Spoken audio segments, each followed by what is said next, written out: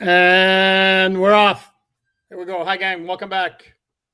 It's the day after the Miami Dolphins came back to life with a gigantic 34-10 victory, ass whooping of the Atlanta Falcons. I was about to say Denver Broncos. Do you know why? Because the last time the Dolphins had won by the score of 34-10 was against the Denver Broncos. That would have happened in 2005. And you know what else was very memorable about that game? That was Mike McDaniel's debut as a coaching intern in the NFL for the Broncos. Okay. He was on the wrong side of history that day, was on the right side on Sunday, and hat tip because he did himself a very, very good job. It is episode 586. We're, again, as I mentioned, we're discussing the aftermath of the Dolphins, what it means in the big picture, if anything. To discuss all of this, I am joined once again by Chris Perkins of the South Florida Sun Sentinel, the one, the only Senor Perk. How are you, Perk? I'm good, man. I'm good. It's good to be here after a Dolphins victory. That's only happened twice this season. You are correct. Dolphins are now 2-6. Before we dive into everything we need to dive into, please remember to like, subscribe. Let's get that subscriber number up. Comment as always. Please do it as respectfully as possible. Muster all the effort you have in your little hearts to be respectful, while at the same time telling us we're fools who don't know what we're talking about. There's an art to it, and do it. Check out Perk's fine content at sunsentinel.com. Perk has a Dolphins deep dive with Perk on Tuesday at noon, and we'll have another one of these tomorrow as well. But right now, we're here in the now. So your biggest takeaway from the Dolphins' 24-point win at the Mercedes-Benz Stadium? This is the team that I thought was going to win 9 games this season. They didn't do anything special on Sunday. They did a lot of the things that Mike McDaniel and Anthony Weaver and Frank Smith have told us that they need to do, right? Stopping the run. Anthony Weaver always told us that guys need to do their 111th. Play their responsibility, trust the guy next to you, and actually tackle the ball carrier instead of tackling the ball. And then, on the other side, Mike McDaniel had a nice run-pass mix. It looked like he did not want to put the game on Tua's left arm. He spread the responsibility throughout the entire offense, and lo and behold, it worked out very well. And then special teams, Riley Patterson makes his 2 field goals. Jake Bailey does a good job. We even saw Ollie Gordon return a kickoff after D. Eskridge hurt his shoulder. So everything was working harmoniously. There was no big hero. Nobody had, 200 yards rushing or 200 yards receiving or 300 yards passing. Everybody did their job. It occurs to me that this is repeatable, but we'll see what happens on Thursday. Okay, and I like that you make that point. So I don't have to be the one to make it. But I'm, like I said, I'm glad you made it. I'm so very, that it's out there, because there's some folks on Twitter, and I hate the Tua discourse, because it's always way too much criticism and putting the blame all on him when the Dolphins lose, and then too much credit when it's such an overall performance where everybody contributes. Yeah. And I think you and I have had this discussion before, where Tua is a very good complementary quarterback. Mm-hmm. He is not not a team lifter along the lines of a Josh Allen, Patrick Mahomes. There are only so many of these guys in the NFL. Right. But Tua as a complementary quarterback can be very good. He had a very, very good, very efficient performance against the Falcons, 20 for 26, 205 yards, 4 touchdowns. But there's people on social media who can't help themselves and go with, like, he lit up the Atlanta secondary. Did I miss something? But again, he did what he was asked to do, and it was very good, and it was in the context of a total team effort. By the way, can I dig up this note? And this is where the Dolphins need to be: efficiency above everything else. Because remember, in 2023, the Dolphins were explosive, but at times were not efficient. Did you know Dolphins have not had 400 yards of total offense in any game since the Jacksonville game in the opener of 2024? Wow. I can kind of believe that, because they went to the dink and dunk offense soon after Tua got injured, but that's still a little bit jarring, I think, from this team, from this offense. There are 8 teams around the NFL this season that have not. And if I had my sheet, where I have it, nope, I don't have it with me. So I have it. Tennessee's one, Tennessee, Cleveland, Pittsburgh's one of them, actually, off the top of my head that I remember. that have not done it. Anyway, it's So irrelevant. you don't have your sheet together. That's what you're telling us. But I'm definitely, I should, because I'm definitely full of sheet. There you go. Thank you. Thank you. We'll be here all week. That's right. Okay. We're going off the rail. We are. How much can we read into this win, considering it was one game and considering that, with all due respect, hot damn was Atlanta brutal. Yeah, boy, I you know what? I was talking to Marcel Louis-Jacques today in the press room from ESPN.com, and I was saying, boy, Atlanta's got to take a hard look at themselves after losing to Carolina 30-0 and the Dolphins 34-10. But you know, I don't know what we can read into this yet. Let's see what happens on Thursday. They're entering what we thought was going to be the toughest stretch of the year, right? With the Baltimore, Buffalo, Washington. Mm-hmm. And, you know, we'll see after this stretch what the what the Atlanta victory meant, because just one game, it's so hard to tell in the NFL what one game means on any given Sunday, right? Anybody can beat anybody. So let's see what happens on Thursday. Let's see if they can still keep playing efficient, effective football. And then we can say, okay, maybe they just got off to a bad start like they did last year with the 2-6 start when Tua was out. Mm-hmm. You know, this year you've got Tyreek and Darren Waller out. So, you know, you're still missing key personnel, but I do think what they did on Sunday is repeatable. Again, nobody did anything special. You know, you did have some good coaching, I guess, appearances or instances with like Frank Smith being on the sideline instead of up in the booth, and Daniel Brunskill being in there as the sixth offensive lineman / tight end. We saw some things like that. We saw an adjustment for Ashton Davis, who sustained a quad injury on the opening kickoff and didn't play from scrimmage. And so you had Dante Trader out there. Storm Duck sustains a season-ending knee injury. We saw Kendall Sheffield out there. So, but again, you know, this was nothing that they couldn't have done coming out of camp or, you know, or any other time this season. I think it's repeatable, but only if they repeat it can we say that it's repeatable. So let's see what happens. That's deep. I know that's way too deep, right? That's way it's too deep. It's repeatable, but only if you repeat it.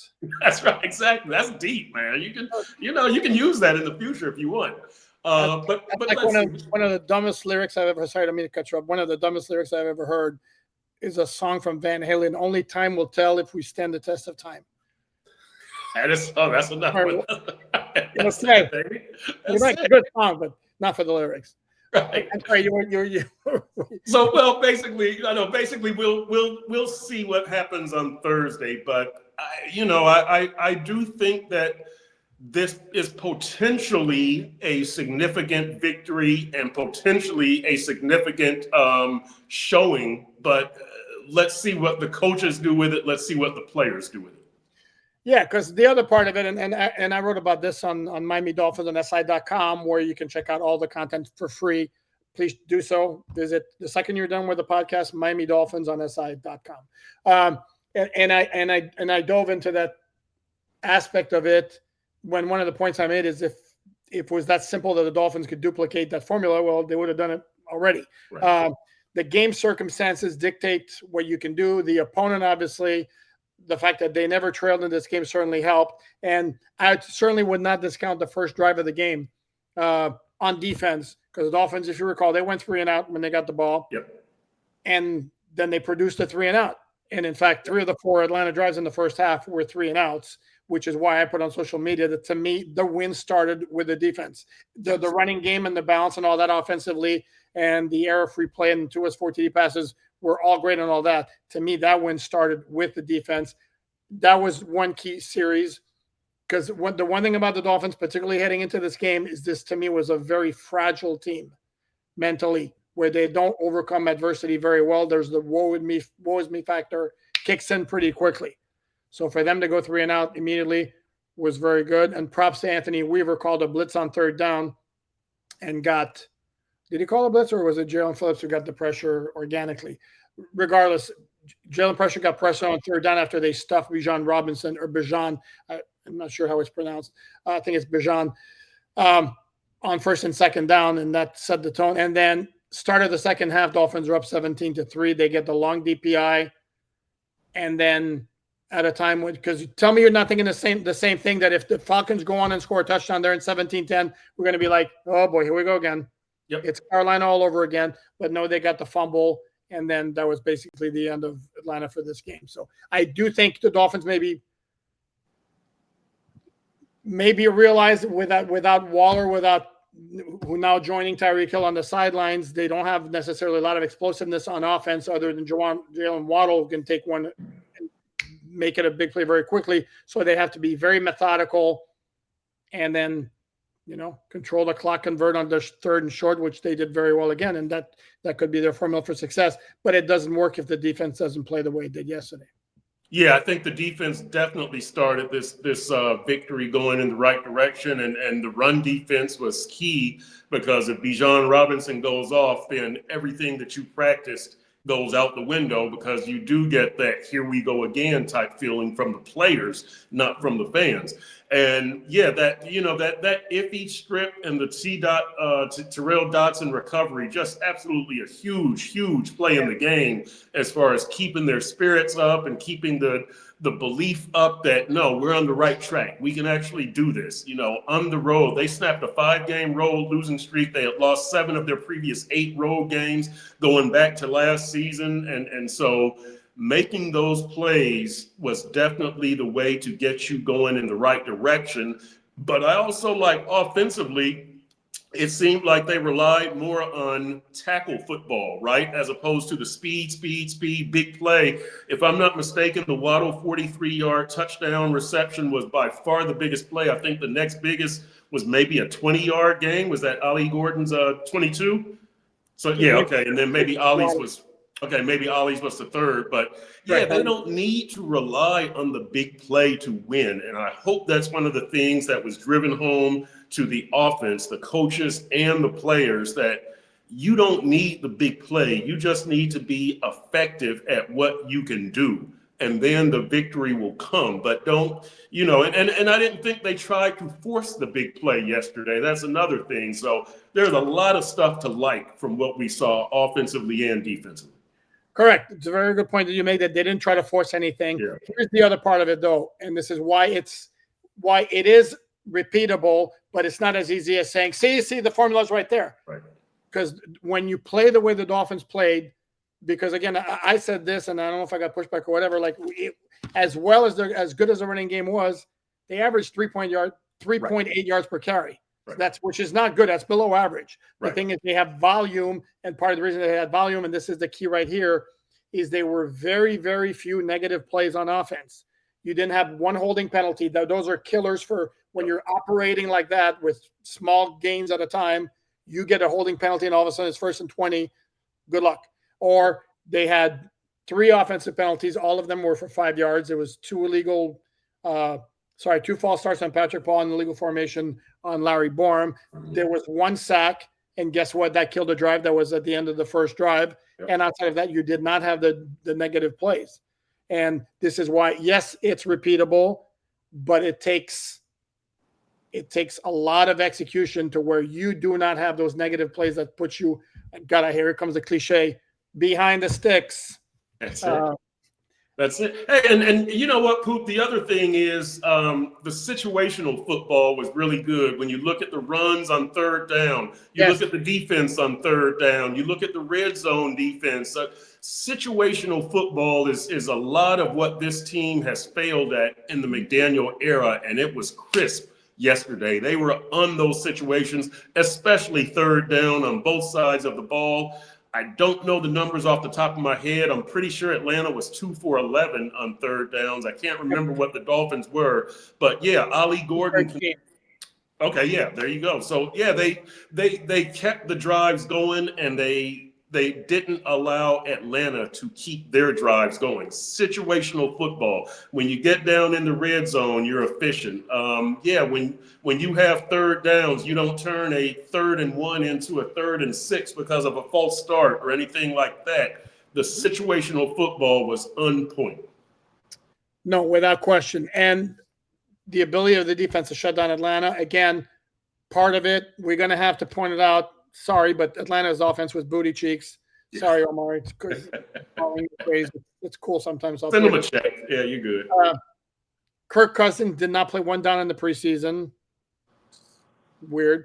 And had played one game this season, mop-up duty at garbage time when the Falcons got blown out by Carolina. And he looked every bit of a 40-year-old who was rusty. He looked bad. And on top of that, that was really low-key when it came out. Was it Saturday morning? Yeah. Oops, Drake London just showed up on the injury report, got a hip injury. If you don't think that guy being out made a difference, and yes, every team has injuries, okay? But the Dolphins had more ways to attack the Atlanta defense and vice versa once you took away Bijan Robinson, where the Dolphins still have the threat of Waddle and still have Jalen Waddle and the threat of Jalen Waddle, and of course, Devon Chan in the backfield. Now you go on to face the Baltimore Ravens, a little bit of a different story, particularly if Lamar Jackson's back in the lineup as he's expected to be. I know John Harbaugh week's probably going to say, oh, we'll see. We'll find out. We'll see. Gonna guess he's going to play. And again, a whole set of different problems because if it's not him, it's Tyler Snoop Huntley, who we saw last year with the Dolphins, who can hurt you with his scrambling as a passer. He can hurt you with his scrambling. Yep. Yeah, and the Dolphins, they could get two, I guess, recovering or recently recovered quarterbacks in this 3-game stretch with Lamar Jackson and Jaden Daniels. Daniels not expected to play tonight, but he's expected back for the Seattle game, I believe, is the game after this one, I think. But he could be in his second game back. Lamar Jackson could be in his first game back. We'll see if they're fresh or if they're rusty, but I guess that works in the Dolphins' favor because you don't get either of them on a 5-game heater where they're in the middle of an MVP run or anything like that. So I'm choosing to look at this optimistically. Yeah, and it applies probably more to Lamar because Jaden Daniels will have had one game. Right. I'm trying very hard not to say under his belt because I hate that. Back in action. Okay, here you go. Yep. Whereas Lamar is going to be coming off with 3 or 4 games he hasn't played. He was on. You want to talk? He was on a heater so far this season. I think his passer rating for the year is 130. Yeah. Even though it wasn't helping because defense kept giving up point after point after point, but they've gotten healthier on defense. They had overall a pretty good game against the Bears on Sunday to win. They're 2-5. They're not what you would call a typical 2-5 team. But look, Dolphins have been streaky under Mike McDaniel. They put together runs, and this isn't the first time. Last year they were in the same boat. They were 2-6, and then they went 6-2, put themselves at 8-8 in playoff contention. In 2021, I know this was Brian Flores. They were 1-7 and wound up all the way to 8-7. What needs to be said, however, is in 2021, that schedule that got them from 1-7 to 8-7 was less than overwhelming. Let's put it that way, to be very polite. And the list of quarterbacks, including Ian Book, this is 4 years ago. That's still to this day the only career start he's ever made when half of the Saints were out with COVID. And then last year, the Dolphins had some tough opponents sprinkled in their run. But what happened is usually they lost against the good teams. They just beat all the bad teams they had on their schedule, and that's how they got from 2-6 to 8-8. They don't have the luxury of this time because if they lose to Baltimore and Buffalo, now all of a sudden they're 2-8, they're done. More than likely. I'm with you that the next 2 games will tell us a whole lot. I think it's silly to say because I know a lot of Dolphins fans want to say, oh, I hated the game yesterday because they won. They heard their draft standing. Seriously, until the door is shut on a playoff possibility, I think to me the idea is you keep hoping for this miraculous run because somebody at some point in time is going to have one of those. And I'll say this also about the Dolphins winning. You need to see if you have winning players on this roster. There's so many unproven players, so many young players that this isn't like when you had Teron Armstead and Tyreek Hill and Calais Campbell and Jalen Ramsey. You knew they could play. They had skins on the wall. These guys, you're not so sure about Kenneth Grant and Jonah and Shop. You know about Patrick Paul, but Dante Trader, like there's so many of these young guys that you need to see, can they sustain for 4, 5, 6 straight games? We don't have that answer. If they play winning football, we have a better answer. If they play losing football, or if this team is trying to tank, you're not sure what you have going into the offseason. Do you need to draft reinforcements? Do you need to sign free agents as reinforcements? So try to play winning football and find out if you have players who can contribute to winning football. That's where you get the better idea of your roster and where you are and where you have to go. No, I agree. And then one of the young players who was really impressive against the Falcons was Ollie Gordon too, who had a run of very, very limited success, or lack of success, I should say. But a lot of it was blocking up front wasn't very good. So I think for at least this one particular game, we can lay off the offensive line and acknowledge that they did a pretty good job. Again, the Dolphins didn't accumulate all they did offensively by themselves with strictly the skill position players, overcoming shoddy pass protection or shoddy run blocking. The Dolphins, as I mentioned, Tua was sacked once.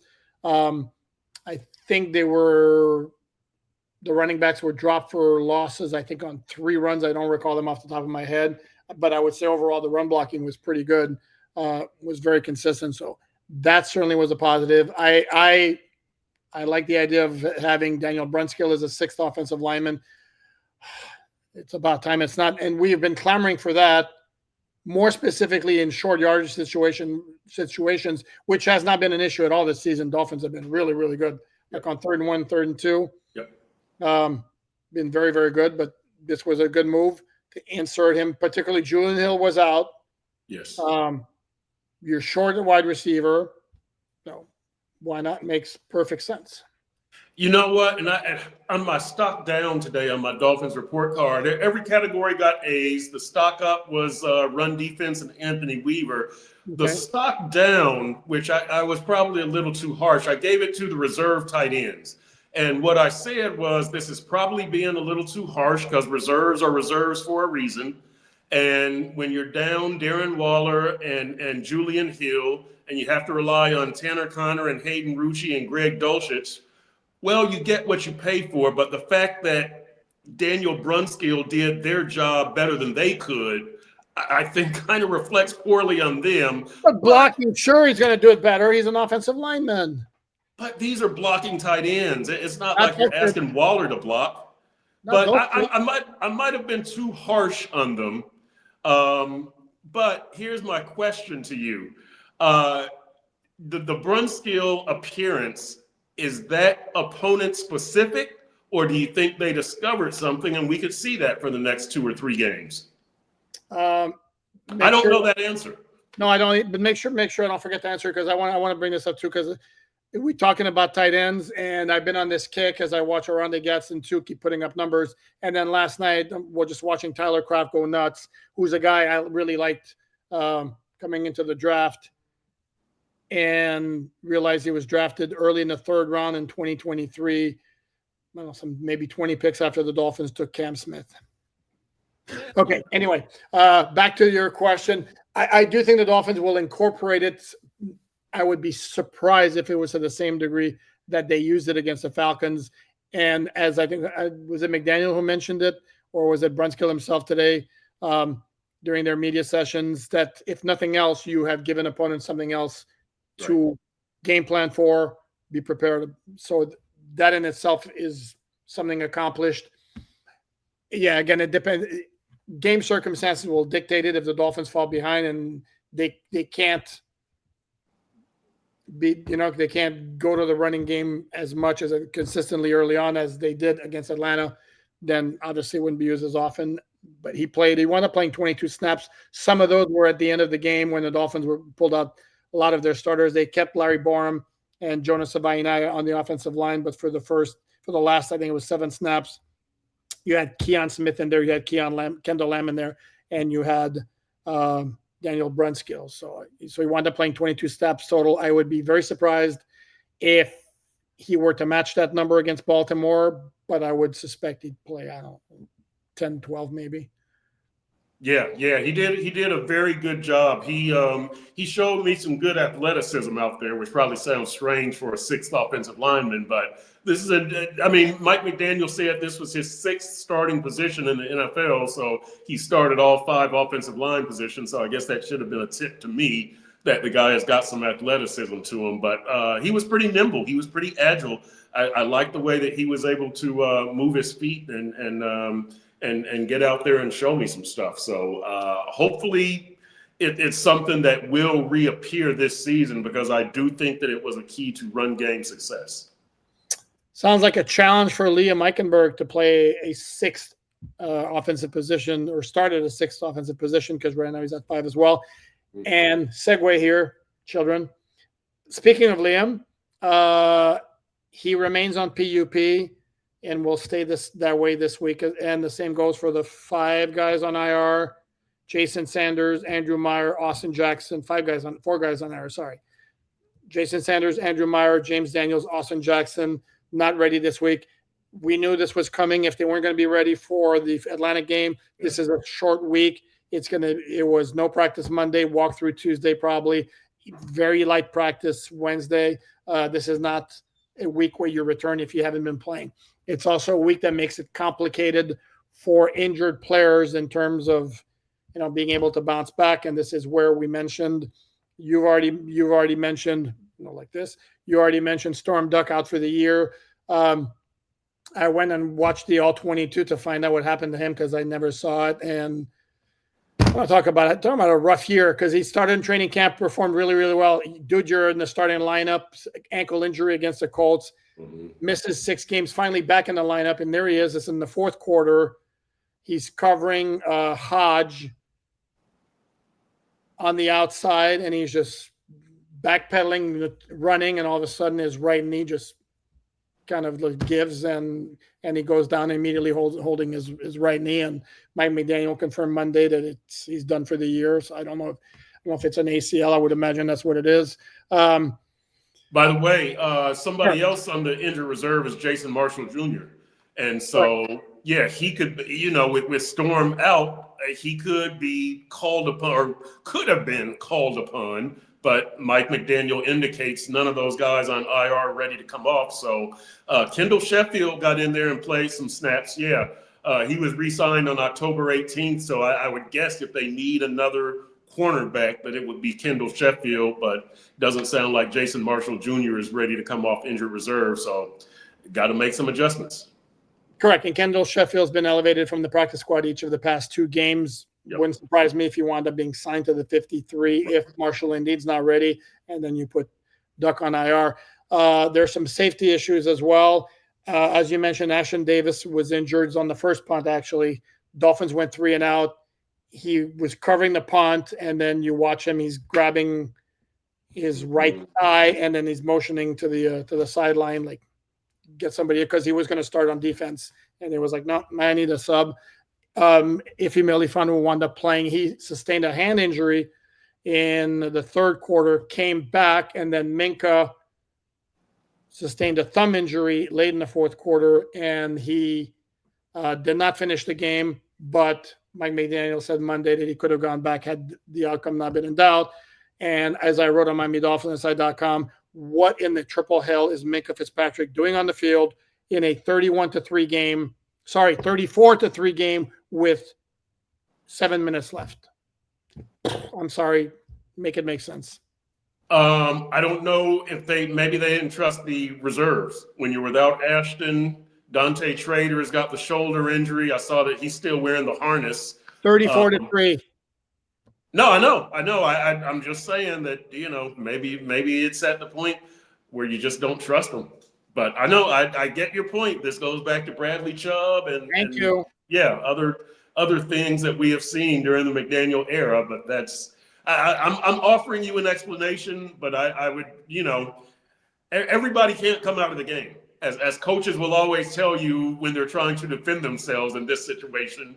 But I'm with you. I mean, Minka is essential personnel. Jalen Phillips was in the game also on that drive. Again, Jalen Phillips is your guy who was getting the most snaps on at the edge defender position. Now, we just saw, based on the injury report that came on Monday, which was based on an estimation because the Dolphins didn't practice, but because it's a Thursday night game, the injury report is Monday, Tuesday, Wednesday, and Wednesday we get the game status designations. But I did not notice this during the game. It was not reported in the press box. Bradley Chubb apparently has a shoulder / foot, I think. Foot, yeah, correct. Foot injury. He was estimated as he would not have practiced had the Dolphins had a regular practice on this day. So that would be one person who couldn't have been out there, but Chop Robinson could have been out there. Matthew Judon could have been out there. Again, why was Jalen Phillips out there? It just, you would think he would have learned the lesson from what happened to Bradley Chubb, and we don't need to remind you he was on the field when the score was 49-19 with 3 minutes left. Makes no sense. As I'm pulling it up here very quickly, the rest of the injury report, the estimation for the Dolphins, Ashton Davis would have been would not practice. Storm Duck, obviously. D. Eskridge, who has a shoulder injury, and Mike McDaniel said he was kind of quote unquote day to day. And then Julian Hill, who had the ankle injury. And my take on this is, if you go DNP, and you're out for a game, and then your team plays the following Thursday, usually you're not playing that Thursday. So I would highly suspect that Julian Hill is not going to play against the Ravens, which maybe would feed into the idea of more Daniel Brunskill. Yeah, that's what I would think. Hey, two things very quickly here before we wrap up. Number one, you mentioned the edge rushers, defensive ends. Did you notice that twice the foursome were out on the field together? Chubb, Judon, Chop, and Jalen Phillips. It was both 3rd and 3 situations. Both resulted in incomplete passes. And the first one, if I'm not mistaken, Jalen Phillips was in hot pursuit of Kirk Cousins. And the second one, Chop Robinson dropped back in coverage. Other thing is the Dolphins season ticket renewals went out today. For people who wonder about such stuff, I know it doesn't apply to a high number of people, but Dolphins not raising season ticket prices, which I think shows good situational awareness. Good pocket awareness. That's right, exactly.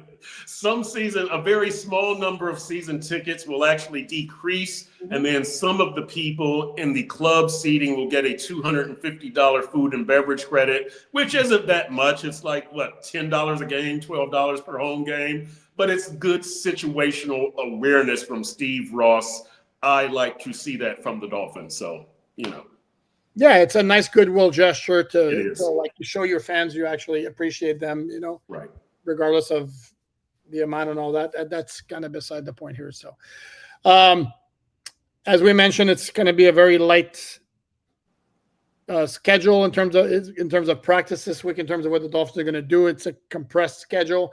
So tomorrow is the big media day with the coordinators talking. Mike McDaniel talking before practice or before whatever they do or walkthrough. Tua Tagovailoa is going to have his weekly media session. We'll see if he still has the swollen eye. By the way, in case you're wondering about the swollen eye, Mike McDaniel was basically like swollen eye, something like basically. I think he called it not even on his radar. Yeah. No concern there. And then he made Mike McDaniel with the very, very, very interesting revelation that Tua will play with a visor or he will play with no visor. And he will throw left-handed. This is the kind of stuff we get here. So Mike McDaniel's making a comeback, baby. He's the warm-up act. He's not playing the main stage, but he's making a comeback. There you go. Well, he did. I mean, he was in a more chipper mood, which is certainly understandable. For a week, we're not going to hear about all the talk about when is McDaniel getting fired. Right. Certainly bought himself some time. And again, let's see what the Dolphins can do with that win. If it was a complete aberration with a perfect storm of circumstances in Atlanta, and then they go back to being the bad team that we saw for the first 7 games, or it was the start of maybe something interesting that could possibly bring some juice to this 2025 season. Yeah, the X factor that we're all aware of, Lamar Jackson making a homecoming. So he's going to be playing in front of his family and everything like that. He's Deerfield Beach. I always get his city mixed up. So he'll be extra motivated, not just coming back from injury, but playing here in front of family and friends. So for whatever that's worth. And we should mention this will be the 5th time Jackson faces the Dolphins, or the Dolphins face Jackson, however you want to look at it. And Jackson has absolutely lit up the Dolphins in 3 of those games, including the 2019 opener, 59-10. Yeah. The 2023 game in Baltimore, 56-19. The one in 2022 that the Dolphins were able to come back with that incredible fourth quarter rally where they won 42-38 and Tua threw 6 touchdown passes. But still, Lamar Jackson was he lit up the Dolphins. And then the other one was in 2021 in a Thursday night game in Miami, where Brian Flores had, for lack of a better term, had Lamar Jackson seeing ghosts with all the blitzes he kept throwing at him, completely neutralized them. Dolphins won 22-10. Xavier Howard had a touchdown and a fumble recovery. But again, 3 of the 4 times the Dolphins have gotten lit up by Lamar Jackson. They're going to need to do a lot better job than they've done the past 2 times. Certainly if they're going to have any kind of shot. Yep. And we'll see what the Ravens defense looks like. I think at one point this season that they have like 7 starters out or something. I don't remember the exact number, but they've gotten some of those guys back. So we'll see what the Ravens look like. Yeah, it's good to see. I'm a lot more interested in this game than I was a week ago. Let me put it that way. Yeah. And Baltimore, 5 losses, and 3 of them were against really good teams: Buffalo, Detroit, and it seems like another top team. Kansas City. That's it. So, yeah. So it's not like they're dog meat. You know, they had injuries and they've lost some tough opponents. So big game on Thursday for both teams for a lot of reasons. And if they're dog meat, they're primo puppy chow. There you go, baby. There you go. All right.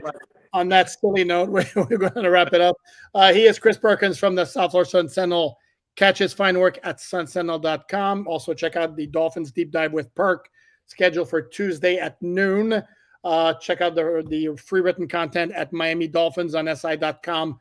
Por favor, please like, subscribe to the podcast, comment, and then we'll be back here tomorrow. Until then, thanks, everyone.